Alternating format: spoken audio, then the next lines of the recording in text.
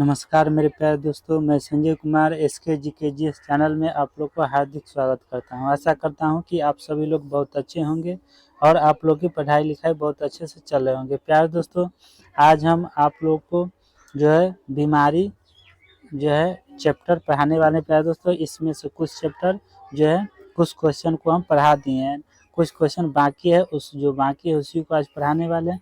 तो चलते हैं, स्टार्ट करते हैं। प्यारे दोस्तों, बीमारी हम पढ़ाए हुए, विषाणु पढ़ा चुके हैं और क्या क्या पढ़ाएं, जहाँ तक पढ़ाएं वहाँ तक हम आप लोग को क्या करते हैं दिखा देते हैं ना। रोग का नाम जीवाणु विषाणु दोनों पढ़ा दिए हैं और हम यहाँ तक पढ़ा दिए हैं। कहाँ तक पढ़ा दिए हैं? तो यहाँ तक पढ़ा दिए। तो हम यहाँ तक पढ़ा दिए, लेकिन हम यहाँ से स्टार्ट करते हैं। तो स्टार्ट करने से पहले आपको कहना चाहते हैं प्यारे दोस्तों कि अगर आप लोग इस चैनल पर नए हैं और अभी तक इस चैनल को सब्सक्राइब नहीं किए हैं तो प्लीज़ दोस्तों इस चैनल को सब्सक्राइब करके बेल आइकन घंटी को दबा के ऑल कर दीजिए, ताकि आप लोग को जो है सबसे पहले नोटिफिकेशन पहुंच जाएगा। प्यारे दोस्तों, एक आध सप्ताह के बाद आप लोग को जो है एक जो है बैच स्टार्ट करने वाले हैं। उस बैच में प्यारे दोस्तों आप लोग को जो है फ्री क्लास देंगे, है ना। उसमें पीडीएफ भी आपको वीडियो जो है थ्योरी पढ़ाया जाएगा, उसके बाद पीडीएफ देंगे फ्री में, और उसमें जो है टेलीग्राम पर टेस्ट भी कराया जाएगा। तो इसीलिए आप लोग चैनल को जो है सभी लोग चैनल को सब्सक्राइब करके जुड़ जाइए, ताकि आप लोग को जो है एग्ज़ाम जब तक रहेगा बिहार पुलिस का फ्री जो है आने वाला है, उसमें जो जितने भी बच्चा फॉर्म भरेंगे उसको तैयारी ज़रूर करेंगे, तो उसको तैयारी यहीं पे आपको पूरा करा देंगे। तो आप लोग ज़रूर से ज़रूर जुड़ जाइएगा और आप लोग को क्लास भी फ्री कराएंगे, पीडीएफ भी देंगे, और जहां आपको टेलीग्राम पर टेस्ट कराएंगे उसका भी पीडीएफ हम फ्री देंगे। और टेलीग्राम से जुड़ना चाहते हैं तो आप इसको डिस्क्रिप्शन में जाइए, टेलीग्राम का लिंक प्रोवाइड कराया गया है, तो वहाँ से जाके आप टेलीग्राम से जुड़ सकते हैं। तो चलते हैं क्लास के ऊपर चलते हैं। तो चलिए क्लास यहीं से स्टार्ट करते हैं प्यारे दोस्तों। चलिए, तो आज की क्लास, चलिए आज की क्लास क्या है? एक नंबर में क्या कहा जा रहा है कि जीवाणु की खोज। क्या है? जीवाणु की खोज 1674 में। कब? 1674 में हॉलैंड के वैज्ञानिक एंटोनी वॉन लीवेनहॉक ने की थी। किसने किया था? जो वैज्ञानिक जो है एंटोनी वॉन लीवेनहॉक ने की थी। क्या है? हॉलैंड की। नेक्स्ट है, लीवेनहॉक को जीवाणु विज्ञान का पिता कहा जाता है। लीवेनहॉक को जीवाणु विज्ञान की पिता कहा जाता है, फादर्स ऑफ बैक्टीरियोलॉजी कहा जाता है। अगला है एहरनबर्ग ने 1829 में इन्हें जीवाणु नाम दिया। नेक्स्ट, लुई पास्चर ने क्यूनन पर कार्य किया और बतलाया कि यह जीवाणु द्वारा ही होता है। किसके द्वारा? जीवाणु द्वारा ही होता है। नेक्स्ट, अगला चलिए पॉइंट प्यारे दोस्तों, अगला है क्वेश्चन। नेक्स्ट क्वेश्चन आ जाइए। नेक्स्ट क्वेश्चन चलिए, नेक्स्ट क्वेश्चन है कि उन्होंने यह भी स्पष्ट किया कि पदार्थों का सड़ना तथा अनेक रोगों का कारण सूक्ष्म जीव होते हैं। क्या होते हैं? सूक्ष्म जीव होते हैं। लुई पास्चर ने अपने कार्य के आधार पर रोगों के जन्म मत को प्रतिपादित किया। नेक्स्ट, रॉबर्ट कोच ने, क्या है? रॉबर्ट कोच ने ही सर्वप्रथम जीवाणुओं का कृत्रिम संवर्धन किया, है ना, आर्टिफिशियल कल्चर किया। नेक्स्ट है, रॉबर्ट कोच ने सन 1875 में बैसिलियस एंथ्रेसिस नामक जीवाणु की खोज की।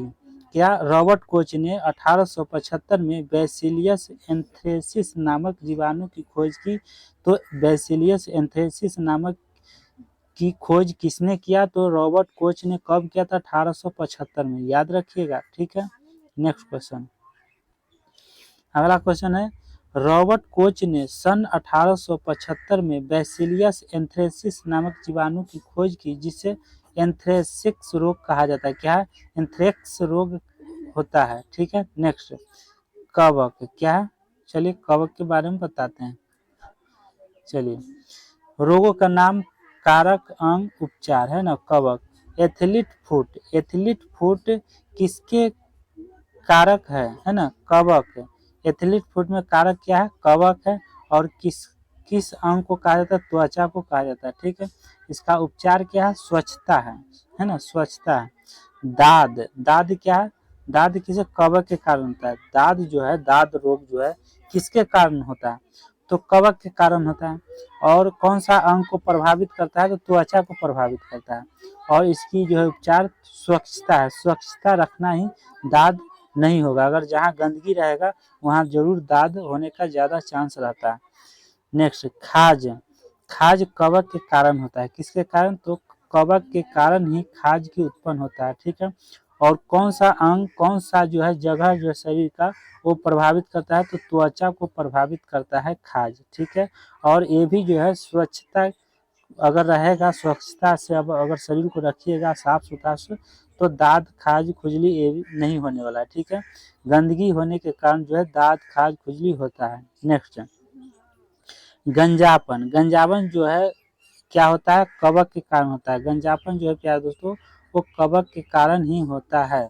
ठीक है, किसके कारण होता है, तो कवक के कारण ही गंजापन होता है। गंजापन किसके कारण होता है, कौन सा अंग को प्रभावित करता है, तो बाल का झड़ना। बाल जो है, सिर में जो बाल होता है उसको अगर झड़ रहा है तो समझिए कि वहाँ पे क्या है, कवक के कारण होता है। उसमें गंजापन छा जाता है, केस जो होता है ज़्यादा घन्ना टाइप का हो जाएगा। और वहाँ पे क्या हो जाएगा, ज़्यादा घन्ना होगा तो वहाँ जरूर कि कवक का उत्पन्न होगा। और कवक का उत्पन्न होगा तो क्या होगा, बाल झड़ने लगता है। और वहाँ भी क्या, स्वच्छता की ज़रूरत है।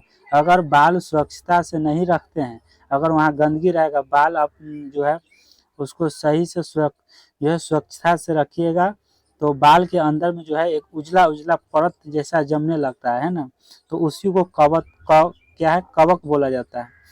उसको जो रुस्सी बोलते हैं, आप लोग क्या बोलते हैं, रुस्सी। रुस्सी को ही क्या कहा जाता है, तो कवक बोला जाता है। उजला उजला टाइप का जो है परत जम जाता है, तो उसी कारण क्या होता है, बाल झड़ने लगता है। तो आपको समझ में आ गया है। चलते हैं नेक्स्ट क्वेश्चन। अगला क्वेश्चन है अस्थमा। क्या है, अस्थमा बोलिए या दम्मा बोलिए, एक ही चीज है।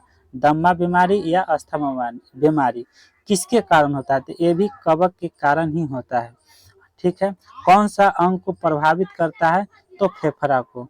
जब आस्था या दम्मा होता है तो फेफड़ा को क्या करता है, फेफड़ा को नुकसान पहुंचाता है। फेफड़ा में ही होता है और फेफड़ा को क्या होता है, जो है नुकसान पहुंचाता है। और किसके कारण होता है, तो कवक के कारण होता है। इसमें क्या है, तो इसका उपचार क्या है, तो इसमें उपचार नहीं दिया है, खाली स्थान है। ठीक है, यह सुरक्षा चाहिए सब नहीं है, लेकिन इसमें दावा, आप दवा भी खाइएगा ठीक हो जाएगा। ठीक है, तो चलिए अगला क्वेश्चन।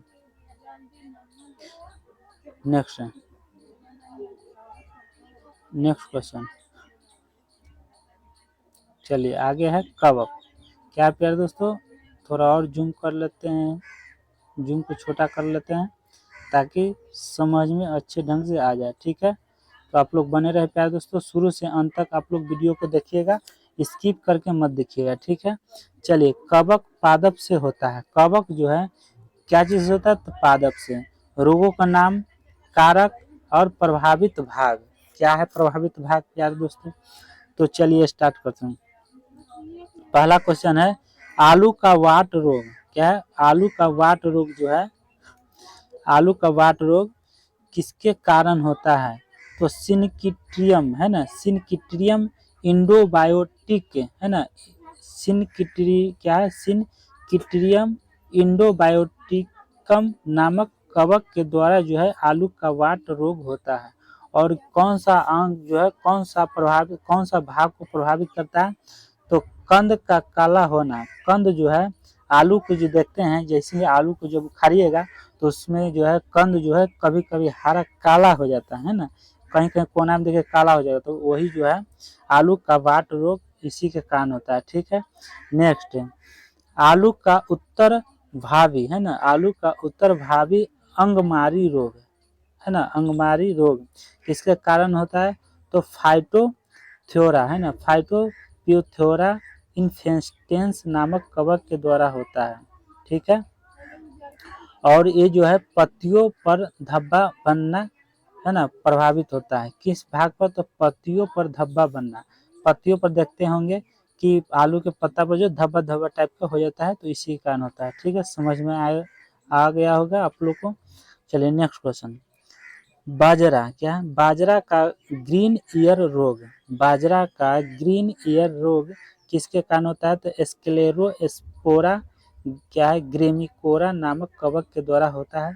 और बाजरे के बाली का खराब होना किसके कारण, किसको प्रभावित करता है? तो बाजरे के बाली का खराब, बाजरा में जो बाल होता है, उसमें जो दाना होता है, तो बाल को ही खराब कर देता है, उसी कारण होता है। ठीक है, नेक्स्ट क्वेश्चन। गन्ने का लाल सड़न रोग, है ना, गन्ने का लाल सड़न रोग क्या है प्यारे दोस्तों?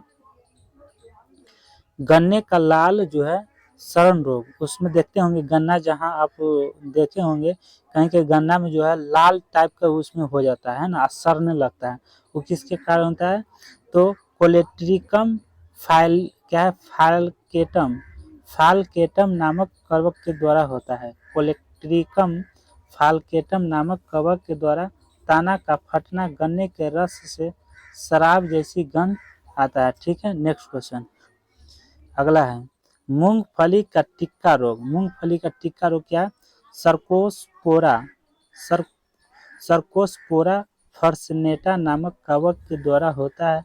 और पत्तियों पर धब्बे बनना इसका जो है बीमारी है ना, पत्तियों पर धब्बे जैसा बनने लगता है। ठीक है, नेक्स्ट क्वेश्चन। गेहूं का कट्टू रोग। गेहूं का कट्टू रोग पक्सिली क्या है? पक्सिनिया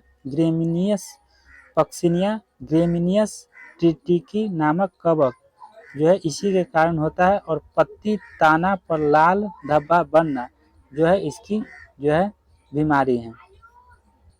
और अगला क्वेश्चन है राई का इरगॉट रोग। राई का इरगॉट रोग, ठीक है, राई का इरगॉट रोग क्लेविसेप्स परपुरिया नामक कवक के कारण होता है। ठीक है, अगला है बाजरे का क्या है? अस्मट। बाजरे का अस्मट टोलियो स्पोरियम नामक कवक के कारण होता है। बाजरा का इरगॉट क्लेविसेप्स माइक्रोसेफला नामक कवक के द्वारा होता है। तो आप लोग को समझ में आ गया होगा प्यारे दोस्तों। चलते हैं नेक्स्ट, पौधों विषाणु जनित रोग, है ना, पौधों विषाणु जनित रोग। चलिए, रोगों का नाम क्या है? रोगों का नाम, कारक, प्रभावित भाग। तो रोग का नाम क्या है? तंबाकू का मोजेक रोग। तंबाकू का मोजेक रोग किसके कारण होता है? तो टोबैको मोजेक वायरस के द्वारा होता है। टोबैको मोजेक वायरस के द्वारा तंबाकू का मोजेक रोग होता है। और कौन क्या प्रभावित भाग है? किस भाग को प्रभावित किया जाता है? तो पत्तियों का हरित लवक का नष्ट होना, इसी अंग को जो है पत्तियों का जो है हरित लवक को प्रभावित करता है। ठीक है, नेक्स्ट आलू का मोजेक रोग, है ना, आलू का मोजेक रोग पोटैटो वाइस एक्स, ये जो है पत्तियों का चित्तकबरा तथा पौधों का बौनापन होना, ये जो है पोटैटो वायरस के कारण होता है। ठीक है, अगला है बंकी टॉप ऑफ बनना, है ना, बंकी टॉप ऑफ बनना किसके कारण होता है? तो बनाना वायरस 1 क्या है? बनाना वायरस 1 है। बनाना वायरस 1 के कारण होता है।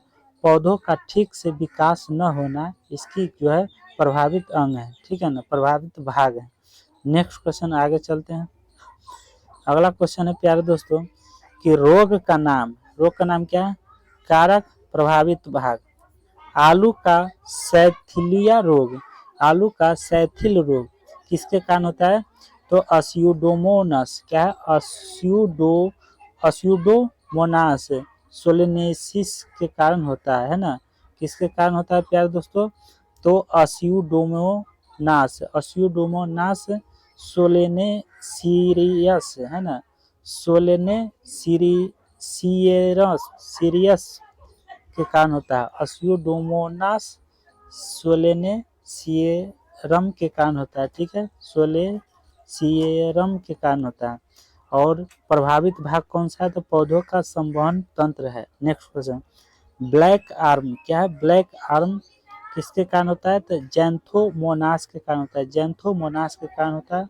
और इसका कौन सा भाग को प्रभावित करता है? तो पत्तियों में जलाद जैसी संरचना को प्रभावित करता है। नेक्स्ट, धान धान का अंगमारी किसके कारण होता है? तो जैंथोमोनास ओराइजी के कारण होता है। ठीक है, पत्तियों का पीला होना, इसका कौन सा भाग पत्तियों को पीला कर देता है ना, पत्तियों को पीला होना। नेक्स्ट है साइट्रस कैंसर। क्या है? साइट्रस कैंसर किसके कारण होता है? तो जैंथोमोनास सिट्री के कारण होता है। और पौधों की पत्तियां, शाखाएं, फल तभी प्रभावित होता है। ठीक है, सभी प्रभावित होता है। नेक्स्ट है गेहूं का टुड्डू मतलब ककोरी। क्या है? ककोरी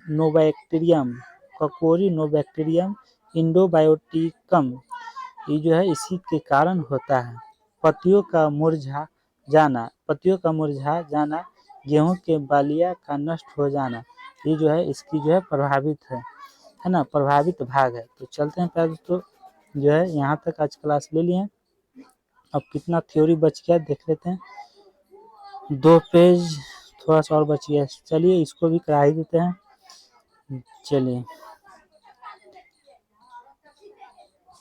चलिए आप लोग बने रहिए, और अच्छा लग रहा होगा प्यारे दोस्तों। तो अगर आप लोग चैनल को सब्सक्राइब नहीं किए हैं तो प्लीज़ दोस्तों चैनल को सब्सक्राइब कर लीजिए और बेल आइकन घंटी को दबा के ऑल कर लीजिए। ठीक है, ताकि जो है समय से आपको जो है नोटिफिकेशन मिल सके। ठीक है, नेक्स्ट क्वेश्चन। चलिए अगला क्वेश्चन हो जाएगा प्यारे दोस्तों, आनुवांशिक रोग। क्या है? आनुवांशिक रोग। पहला है वर्णधाता। क्या है? वर्णाधता है ना, कॉलर ब्लाइंड्स। क्या है? Colour blindness. इस रोग से ग्रसित व्यक्ति को लाल एवं हरा रंग पहचानने की क्षमता समाप्त हो जाते हैं। जब कॉलर ब्लाइंडनेस रोग होगा तो इससे क्या होगा? व्यक्ति को लाल एवं हरा रंग पहचानने की क्षमता जो है समाप्त हो जाता है, खो देते हैं। ठीक है, अतः इस रोग को लाल हरा क्या है? अंधापन रोग भी कहा जाता है। क्या? लाल हरा अंधापन भी कहा जाता है। इस रोग के बारे में सर्वप्रथम जानकारी वार्नर नामक विद्वान, किसने किया था? तो वार्नर नामक विद्वान के द्वारा दिया गया है। ठीक है, दिया गया है। नेक्स्ट क्वेश्चन अगला है कि इस रोग को प्रोटीन डिफेक्टेड रोग भी कहा जाता है। ठीक है, अगला हीमोफीलिया जो है किसके कारण होता है? तो हीमोफीलिया इस रोग में रोगी व्यक्ति के शरीर में कट फट जाने पर निकलने वाला खून रुक नहीं पाता है। जब किसी को कट फट जाएगा तो जो खून जो निकल रहा है वो रुक नहीं सकेगा। ठीक है, रुकता नहीं है, अर्थात रक्त जमने की क्षमता समाप्त हो जाती है, रक्त जो है बहते रहता है, उसी को कहा जाता है हीमोफीलिया रोग, उसी को कहा जाता है। ठीक है, आप लोगों को समझ में आ गया होगा हीमोफीलिया। चलते हैं, हीमोफीलिया के बाद आएगा क्या आएगा? तो थैलेसीमिया आ जाएगा। क्या आ जाएगा? थैलेसीमिया आ जाएगा। थैलेसीमिया रोग में क्या क्या है? इस रोग को ब्लड कैंसर रोग भी कहा जाता है। ब्लड कैंसर, थैलेसीमिया रोग को ब्लड कैंसर भी कहा जाता है। सभी आनुवंशिक रोग जेनेटिक्स डिसीज है ना, डिसीज का अप्रभावी जीन आर गुणसूत्र पर सजा रहता है ना, सजा रहता है। नेक्स्ट है यह रोग सामान्यतः पुरुषों में होता है। यह रोग जो है सामान्यतः पुरुषों में होता है, किंतु इस रोग का वाहक महिलाओं होती है। क्या होती है? महिलाएं होती है। वाहक जो है महिलाएं में ज्यादा होता है। ये जो है ये सब जो रोग है जो महिलाओं में ज्यादा होता है। ठीक है, नेक्स्ट क्वेश्चन, यदि माता एवं पिता दोनों ही आनुवंशिक रोग से ग्रसित होता है तो इन दोनों से उत्पन्न सभी बच्चे आनुवंशिक रोगों से ग्रसित होते हैं। क्या होते हैं? अगर माता पिता जो है अगर इस रोग से, कैंसर से अगर ग्रसित है तो हो सकता है उनको बच्चों में भी होने की संभावना होता है। ठीक है, नेक्स्ट क्वेश्चन अगला, यदि रोग ग्रसित पिता एवं सामान्य माता, तो यदि रोग ग्रसित पिता एवं सामान्य माता तो इससे उत्पन्न सभी पुत्र सामान्य होंगे एवं सभी पुत्रियां जीन वाहक होगी। ठीक है, अगला है रोग ग्रसित पिता एवं जीन वाहक माता से उत्पन्न संतानों में पुत्रों में 50% रोग होने की संभावना या 50% सामान्य पुत्रियों में 50% रोग होने की संभावना और 50% जीन वाहक होगी। अगला है सामान्य पिता एवं रोगी माता से उत्पन्न संतानों में सभी पुत्र रोग ग्रसित होते हैं, जबकि सभी पुत्रियां रोगवाहक लेते हैं। सभी पुत्रियां क्या लेते हैं? रोगवाहक लेते हैं। नेक्स्ट है प्यारे दोस्तों सामान्य पिता एवं जीन वाहक माता से उत्पन्न पुत्रों में 50% रोगी और 50% सामान्य होने की संभावना, जबकि पुत्रियों में 50% रोगवाहक और 50% सामान्य होने की संभावना होती है। ठीक है, तो आप लोग को समझ में आ गया होगा। नेक्स्ट क्वेश्चन है हमारे शरीर में गुणसूत्र की संख्या में परिवर्तन होने से विभिन्न प्रकार का विलक्षण आ जाता है, जिससे सामूहिक रूप से सिंड्रोम कहा जाता है। क्या कहा जाता है? तो सिंड्रोम कहा जाता है। क्या है? फिर से समझाते हैं कि हमारे शरीर में गुणसूत्र की संख्या में परिवर्तन होने से विभिन्न प्रकार का विलक्षण आ जाता है। जब परिवर्तन होगा तो विभिन्न प्रकार का विलक्षण आएगा, जिससे सामूहिक रूप से सिंड्रोम कहा जाता है। क्या कहा जाता है? सिंड्रोम कहा जाता है। जैसे हम एग्जाम्पल में है प्यारे दोस्तों कि क्लीनीफिल्टर क्या है?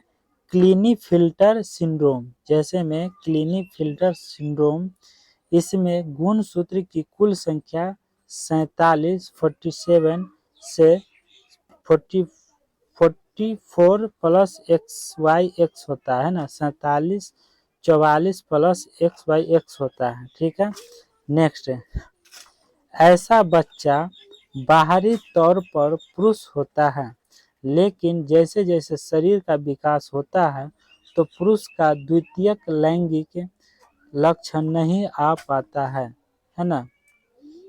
उसी को क्या क्लीनीफिल्टर सिंड्रोम कहा जाता है। ठीक है प्यारे दोस्तों, अगला नेक्स्ट है बी नंबर क्रिमिनल सिंड्रोम। क्या है? Criminal syndrome. इसमें गुणसूत्र की कुल संख्या 47 होता है। कितना होता है प्यारे दोस्तों? तो 47 होता है और 44 प्लस XYX होता है। ऐसे बच्चा बाहरी तौर पर महिला होती है, किंतु जैसे जैसे उम्र बढ़ता है उसमें महिला का लक्षण नहीं आ पाता है। उसी को क्रिमिनल सिंड्रोम कहा जाता है। उसी को क्या कहेंगे? क्रिमिनल सिंड्रोम कहते हैं। नेक्स्ट सी में है टर्नर सिंड्रोम। क्या है? Turner syndrome. इसमें गुणसूत्र की कुल संख्या 45 होता है, जिसमें 44 प्लस X पाया जाता है। ठीक है, नेक्स्ट क्वेश्चन अगला जाइए डी में है डाउन सिंड्रोम। इसमें गुणसूत्र की कुल संख्या 47 होता है।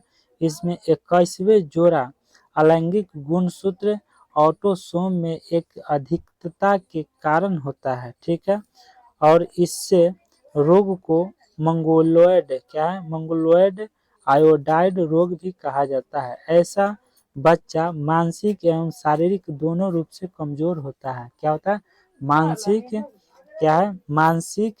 एवं शारीरिक दोनों रूप से क्या होता है? कमजोर होता है। तो इस सब क्वेश्चन पर आप लोगों को ध्यान देना है और आप लोग समझते हुए क्वेश्चन को आगे की ओर बढ़ना है। और प्यारे दोस्तों आप लोग जो है स्किप करके वीडियो आगे नहीं बढ़िएगा, आप जो है देखते हुए शुरू से अंत तक जरूर वीडियो को आगे बढ़िएगा, देखिएगा, ताकि आप लोगों को समझ में। अगर स्किप कीजिएगा तो समझ में नहीं आएगा। ठीक है, अगला क्वेश्चन ई पटाऊ सिंड्रोम। गुणसूत्र की कुल संख्या 47 है। कितना है गुणसूत्र की? तो 47 है। इस रोग से ग्रसित बच्चा का ओठ जन्म के समय कटा हुआ रहता है। जिसको गुणसूत्र 47 होगा उस बच्चा जो है बच्चे जैसे जन्म लेगा उसी समय से उसका ओठ जो है समय से जन्म के समय से काटा हुआ रहता है, बीच से काटा हुआ रहता है ओठ। ठीक है। नेक्स्ट अन्य रोग क्या है? अदर्स क्या है? डिसीज फाइलेरिया है ना, फाइलेरिया। यह रोग अनेक प्रकार के सूत्र कृमियों के कारण होता है। फाइलेरिया जो है, फाइलेरिया रोग किसके कारण होता है? तो अनेक प्रकार के सूत्रकृमियों के कारण होता है। ठीक है। नेक्स्ट मलेरिया की भांति इस रोग के आरंभ में भी ज्वर आ जाता है। क्या होता है? ज्वर आ जाता है। ज्वर के मतलब होता है कि बुखार, है ना। ज्वर आ गया तो बुखार, उसी को बोलते हैं बुखार। तो मलेरिया की भांति अगर मलेरिया किसी का होगा तो जरूर है कि उसमें ठंडा लगेगा और बुखार होगा। ठीक है। बुखार तो आना ही है और बुखार के साथ साथ ठंडा लगने लगता है। तो आराम में भी ज्वर आ जाता है। ठीक है। नेक्स्ट अगला है फाइलेरिया के रोगियों के लिए दही, केला तथा अन्य चर्बी और प्रोटीन जनीय खाद्य पदार्थ वर्जित है। मतलब जिसको अगर फाइलेरिया हो गया उसको दही केला नहीं खाना है। अन्य चर्बी जैसा जैसे तेलपक हो गया, चर्बी में तेल में ज़्यादा जो है चर्बी बनता है वो सब नहीं खाना है। और प्रोटीन जनीय खाद्य जो है खाद्य पदार्थ है उसको नहीं खाना, वो वर्जित हो जाता है। ठीक है। नेक्स्ट मधुमेह है ना, मधुमेह डायबिटीज। ठीक है। तो जिसको डायबिटीज हो गया है, मधुमेह हो गया है, यह अग्नाशय से संबंधित रोग है। अग्नाशय को इंग्लिश में बोलते हैं पेनक्रियास। ठीक है। तो अग्नाशय से संबंधित रोग है जो इंसुलिन का क्या है पर्याप्त स्त्राव नहीं होने के कारण होता है। ठीक है। नेक्स्ट दिल का दौरा, हार्ट अटैक। क्या है? Heart attack. यह हृदय रक्त का संचार नहीं कर पाता है। जिसको हार्ट अटैक होता है उसको जो है हृदय रक्त का जो है हृदय में जो रक्त जो अप डाउन करता है उसका जो है संचार नहीं कर पाता। संचार मतलब दौरा नहीं कर पाता है। इसी के कारण क्या है हार्ट अटैक आता है। तो इसी हृदय गति के रुक जाना हृदय घात कहा जाता है या हार्ट अटैक कहा जाता है। ठीक है। आप लोग को समझ में आ गया हार्ट अटैक के बारे में। ठीक है। नेक्स्ट क्वेश्चन अगला क्वेश्चन है कि हेमोगोगास और ये जो है पित्त ज्वर है, येलो फीवर है ना, जिसको येलो फीवर हो जाता है उसको पित्त ज्वर कहा जाता है। क्या कहा जाता है? पित्त ज्वर। पित्त ज्वर जो है हेमोगोगस और एडीज जाति के अनेक मच्छर इस रोग के विषाणु को मनुष्य के शरीर में पहुंचाते हैं। कहाँ पहुंचाते हैं? तो मनुष्य के शरीर में पहुंचाते हैं। नेक्स्ट क्वेश्चन है कि इस रोग में अचानक ज्वर आ जाता है।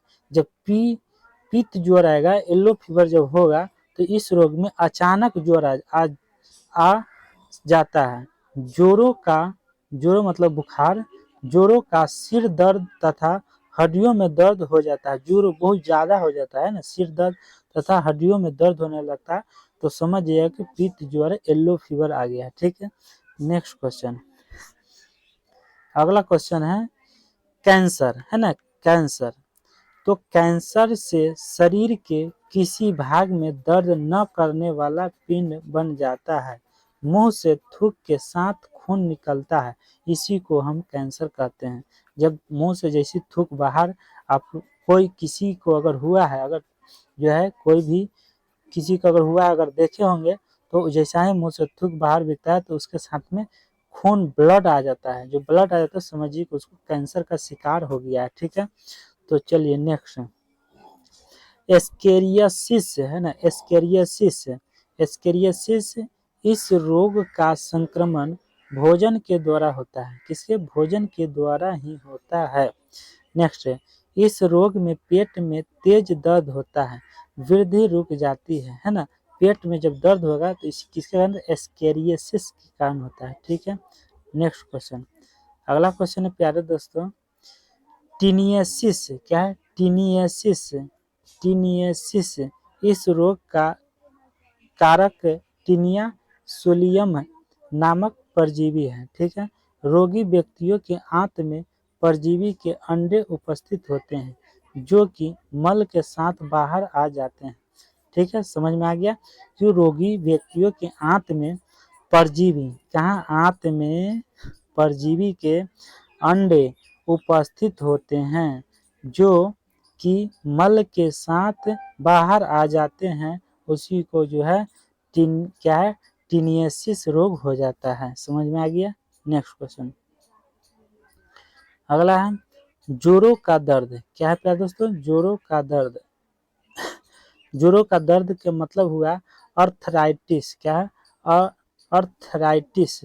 इसे गठिया या वात रोग के नाम से भी जाना जाता है ना। जब जोड़ों का दर्द होगा, अर्थराइटिस हो जाएगा, तो उसको गठिया उसको कहा जाता है या वात रोग के नाम से भी जाना जाता है। इस रोग में शरीर के विभिन्न जोड़ों में दर्द होता है, विभिन्न जो है दर्द होता है। हाइपरटेंशन। क्या है, हाइपरटेंशन। इसका मुख्य कारण उच्च धमनी दाब है जो छोटी धमनी में सिकुड़न उत्पन्न होने के कारण होता है, हाइपरटेंशन। ठीक है, समझ में आ गया होगा। नेक्स्ट क्वेश्चन अगला है न्यूरोसिस। क्या है, न्यूरोसिस। इस रोग का कारण है, क्या है, इस रोग का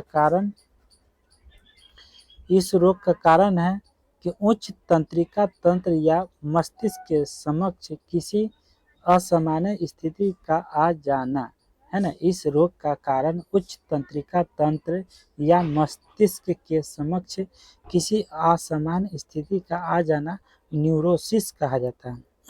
अगला पक्षघात। क्या, पक्षाघात। यह लकवा कहा जाता है। क्या कहा जाता है, तो पैरालाइसिस कहा जाता है। पैरालाइसिस कहिए या लकवा कहिए एक ही, या पक्षाघात कहिए, तीनों एक ही नाम है। पक्षाघात या लकवा या पैरालाइसिस तीनों एक ही नाम है। इस रोग में कुछ ही मिनटों में शरीर के आधे भाग का लकवा मार जाता है ना।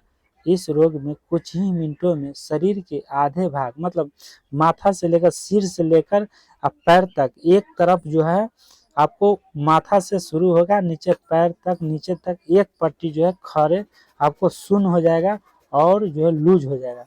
तो समझिए कि आपको लकवा एक तरफ मार दिया है सर। ठीक है, शरीर के आधे भाग को लकवा मारा जाता है। जहाँ पक्षघात होता है या है ना, पक्षघात होता है, वहाँ की तंत्रिका निष्क्रिय हो जाता है। निष्क्रिय मतलब काम नहीं करने लगता है। ठीक है, जहाँ पक्षघात होता है वहाँ की तंत्रिका निष्क्रिय हो जाता है।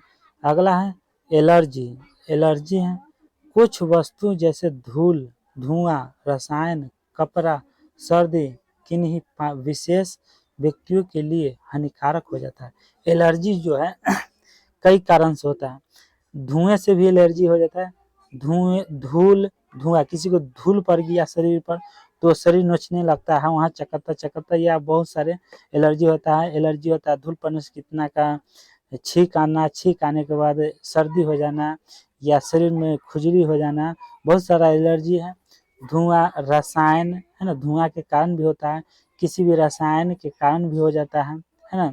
कपड़ा अगर इधर उधर पहन लिए किसी का तो उससे भी एलर्जी हो जाएगा। सर्दी होना एलर्जी के कारण होता है, किन्हीं विशेष व्यक्तियों के लिए हानिकारक हो जाता है। ठीक है, तो प्यारे दोस्तों आज की क्लास कैसा रहा, तो चलते हैं और क्वेश्चन थोड़ा सा बचा हुआ इसको भी हम देख लेते हैं।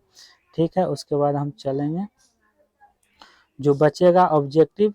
आज हम सब्जेक्टिव पूरा ख़त्म कर देते हैं, उसके बाद ऑब्जेक्टिव बचेगा तो आप लोग को हम क्या करेंगे, ऑब्जेक्टिव कल करा देंगे। ठीक है, चलिए सब्जेक्टिव में क्या है, साइजोफ्रेनिया। क्या है, साइजोफ्रेनिया है ना। साइजोफ्रेनिया यह एक मानसिक रोग है जो प्रायः युवा वर्ग में होता है। कहाँ होता है, युवा वर्ग में होता है। ठीक है, समझ में आ गया होगा। चलते हैं अगले क्वेश्चन, मिर्गी।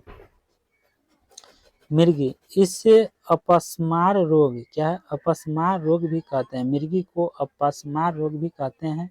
यह मस्तिष्क के आंतरिक रोगों के कारण होता है। किसके कारण होता है, तो मस्तिष्क के आंतरिक रोगों के कारण होता है। ठीक है, नेक्स्ट है क्या है, डिप्लोपिया है ना, डिप्लोपिया यह रोग आंख को मांसपेशियों के पक्षघात है। क्या है प्यारे दोस्तों, तो क्या है, यह जो है यह रोग आंख को मांसपेशियों के पक्षघात के कारण होता है। ठीक है, नेक्स्ट बर्ड फ्लू। क्या है, बर्ड फ्लू यह रोग प्रायः मुर्गियों तथा प्रवासी पक्षियों के माध्यम से प्रसारित होता है। क्या होता है, प्रसारित होता है। नेक्स्ट अगला है, इस रोग का मुख्य विषाणु H5N1 है। ठीक है, नेक्स्ट सार्स। इस बीमारी के लक्षण फ्लू से काफी मिलते जुलते हैं, है ना, फ्लू रोग होता है उससे काफी मिलते जुलते रोग हैं। जापानी इंसेफ्लाइटिस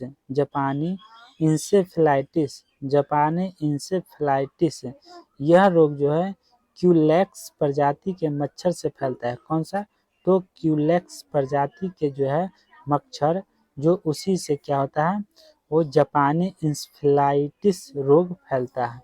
तो चलते हैं प्यारे दोस्तों, और अगला जो है सब्जेक्टिव की ओर। चलिए नेक्स्ट है स्वाइन फ्लू। क्या है प्यारे दोस्तों, स्वाइन फ्लू। क्या स्वाइन फ्लू रोग जो है किसके कारण होता है, तो यह भी एक संक्रामक रोग है जिसका प्रसार काफी तेज से होता है। विश्व स्वास्थ्य संगठन में स्वाइन फ्लू को इन्फ्लुएंजा एंड H1N1 नाम दिया है। इन्फ्लुएंजा H1N1 नाम दिया गया है। ठीक है, नेक्स्ट क्वेश्चन। अगला क्वेश्चन है इबोला यह पश्चिमी अफ्रीका में विषाणु से होने वाला रोग है। क्या है, यह पश्चिमी अफ्रीका में विषाणु से होने वाला रोग है जो चमगादड़ से फैलता है। किससे होता है, इबोला रोग जो है चमगादड़ के द्वारा फैलता है, याद रखिएगा। ठीक है, नेक्स्ट हैजा, टाइफाइड, पोलियो, मेनिंजाइटिस, हेपेटाइटिस और पेचिस और इत्यादि जल प्रदूषण के कारण होता है।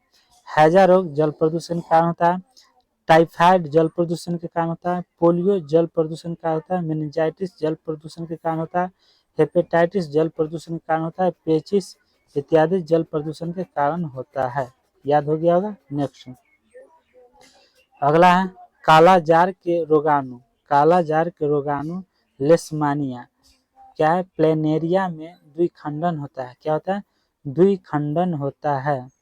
नेक्स्ट है मलेरिया परजीवी प्लाज्मोडियम में जनन बहुखंडन विधि द्वारा होता है। किसके द्वारा होता है, तो बहुखंडन विधि द्वारा होता है। मलेरिया परजीवी क्या है, प्लाज्मोडियम में जनन बहुखंडन विधि द्वारा होता है। तो प्यारे दोस्तों, आज की क्लास यहीं तक।